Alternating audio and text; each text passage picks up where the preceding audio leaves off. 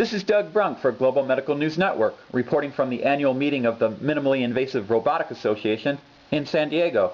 You know, there's a set of technologies that have come together right now. It's a combination of the internet for providing information at the point it's needed with the best information in the world, sensor technologies for monitoring how patients are doing, cloud computing applications. So if you combine these things together, it's the ability to put the right information in the right place with a patient whose history and record you know, with robotic technologies that can help patients manage their medication, get around, and make sure they're following their doctor's instructions. This has an impact on chronic disease that's profound, and chronic diseases today consume 70% of the healthcare dollars.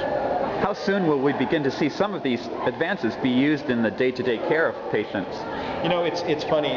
William Gibson says the future's already here, it's just not evenly distributed, and that's really where we are now. A lot of these technologies are already here, they're just in pieces.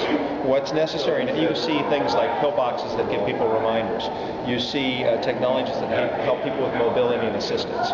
You see technologies that help people monitor their health. What you need, though, is integrated platforms that bring them all together, make them simple to use for patients, make it easy for family and caregivers to check in on patients, and make it easy for doctors and patients to participate together in their care. That's where we're coming.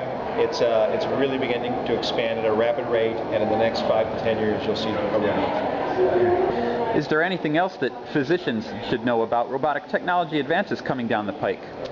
You know, I think the main thing for physicians to think about is that we're moving into a much more patient-centered world, where people want to manage their own care, they want to understand what their choices are. Robotics gives a way to amplify. It's not about replacing people.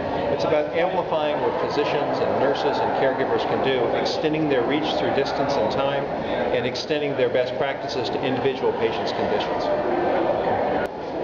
For Global Medical News Network, this is Doug Brunk.